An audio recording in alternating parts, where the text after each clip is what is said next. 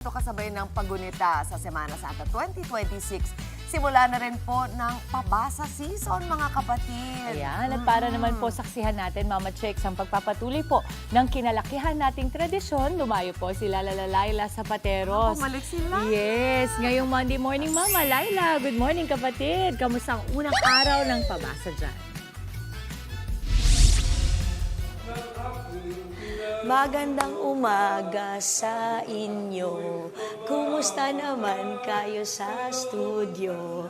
Di ako makapag-ingay dito kasi nagsimula na ang pabasa ng Pasyong Mahal. So, andito nga tayo, no, sa Office of the Senior Citizens Affairs ng Pateros. Ayan. At taon-taon, ginaganap nila ang pabasa ng Pasyong Mahal. So, ayan, nagsimula sila actually ng 12 midnight ngayong Lunes. So, itong nakikita natin na grupo ng mga senior citizens dito ay batch 2 na ng mga nagbabasa ng Pasyong Mahal. Ayan. Alamin natin kung ilang taon na nila ito ginagawa kasi, di ba, tradisyon talaga to. Yung iba nga, bata pa lang nagsisimula na magbasa ng Pasyon. So, kausapin natin ang kanilang chairperson ng Office of the Senior Citizens Affairs ng Pateros, si Ma'am Lota Concepcion, na nakikibasa rin. Ayan, tawagin natin si Ma'am, ha? Ma'am Lota, good morning. Ayan, good morning, Ma'am Lota. Sorry po, maistorbo lang. Okay, Ma'am, kwentuhan niyo naman kami. Ilang years na po natin ginagawa itong pabasa dito? Almost 20 years. Wow. Oo. Wala pa ako dito. Nag-start na yung mga mas ahead sa aming senior. Tapos, Ma'am, taon-taon, meron bang changes? Ano yung nakikita niyo yung pag-evolve nitong ating pabasa? Depende sa mga namumuno, katulad ko as OSCA chairman. Tapos nagpapalit din ng mga presidente, bawat barangay, mga officer. Depende sa mga gusto nila kung anong pagbabago. Kung anong pagbabago nila. Oo. Tapos, Ma'am, yung tono ba, ito po ba yung traditional na tono ng pagbasa? Oo, yan yung datihang tono na maiiba lang pag may kabataang pumapalit. Okay. Siyempre yung gusto nila yung iba. Upbeat, mabilis, Oo, ganun. mabilis. Pero kanina, di ba nga, Ma'am, sabi niyo, ito ay second batch na ng ating mga attendees ng ating pabasa. Sabi niyo, kaninang 12 midnight, nung nagsimula, mas marami yung youth, no? Mas marami yung kabataan. So, ano po yung tono kanina? Upbeat? Mabilis. Parang offbeat Parang ginagawa nagmamadali. nila. Tapos ngayon, nung nag-second Yan batch na, senior na kasi. ang mga leaders na. So, Oo. ito na yung tradition. Oo, binalik na yung dati. Okay. Tapos, Ma'am, speaking of kabataan, kamusta yung attendance ng mga kabataan na nagpapabasa, uma-attend sa pabasa? Marami ba? And paano natin sila nahihikayat? Kasi yung baka sabihin, ang boring, ganyan, bakit ba natin ito ginagawa? So dito po ba sa Pateros, kamusta? Okay naman yung mga senior, yung mga kabataan dito.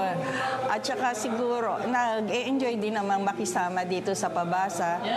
Dahil sinasabihan namin na sila, yan ang tradisyon ng ating mga ninuno dito sa Pateros, na dapat hindi yan mawala.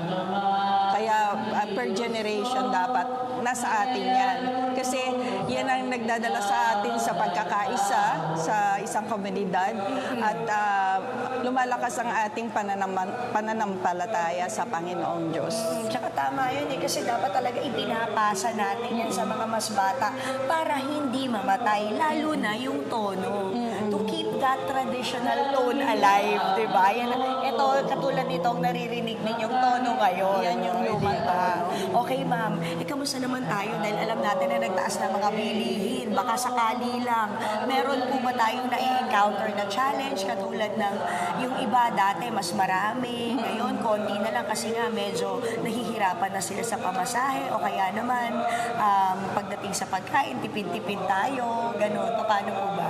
Yun namang, like for example, yung every year naman, inaalaw kami ng munisipyo ng pondo para sa pabasa.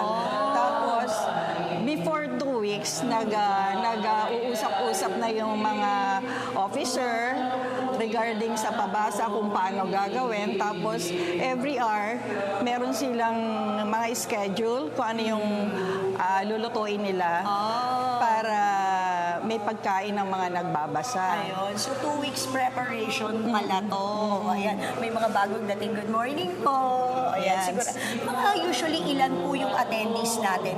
Nagiging jam-pack po ba to? Oo, minsan nagiging 50 dahil ang officer namin is 80 and then yung mga member ng OSCA, ng senior, pupunta din. Welcome sila lahat. Ayun. So, minsan, hindi lang po dito, minsan meron pa sa taas. Hindi, dito Inaabot lang. na. Hindi, Ay, hindi dito naman, lang dito na naman, lang. oo. Ayan, tsaka dito sa Pateros, yung iba kasi, di ba, yung mga nagpapabasa nasa labas, nasa kalsada, may mga parang may set up pa sila na tent or either yung mga palapa ng nyog, di ba, para mas ma-feel nyo yung pabasa. Pero dahil nga, karamihan sa mga nagbabasa o nagpapabasa ng pasyong mahal dito sa sa Pateros ay mga senior na, we opted, no, lalo na dito, yung comfort ng ating mga senior citizens, alam nyo, aircon dito. Kaya kahit pa paano, hindi naman sila maiinitan habang nagpapabasa. Mga anong oras po ito natatapos mo? At ilang araw? Hindi, ngayon, start kami ng 12 and then mga 8 p.m. Oo. Yun na yun. It's a wrap. Opo. Ayun. Tapos hindi na po yun mauulit. Hindi Isang na. one time, big time lang Yes. yun. Ayun. One time lang. Okay, sige ma'am. Maraming salamat. Ma'am Lota Concepcion, ang chairperson ng Office of the Senior Citizens Affairs Office dito sa Pateros. Mention ko lang, Mama Dims and Mama Chiki, alam nyo naman, di ba, galing tayo dito noong Sabado, na si San Marta kasi ang kanilang patroness, di ba, dito sa Pateros. Si San Marta kasi ay ang kapatid ni Lazarus na binuhay ni Jesus, di ba, at ni Mary Magdalene. O, yun. So, yun ang kwento niyan. Kaya, kung tutuusin mo, parang nilagay din tayo ni Lord in the right place right now dahil nga ang patroness nila ay si San Marta. O, paano? Naistorbo na natin sila rito. Makikibasa na rin ako. Tsaka si Mablota, makikibasa na rin. Balik mo na sa inyo sa studio. Thank you. Halika na, ma'am. Basa tayo dito. Oy, maraming salamat. Mga kapatid, Dimples Romana po, maging maalam at may pakialam sa mga napapanahong issue at headlines. Mag-follow na po at subscribe na sa social media pages ng News 5.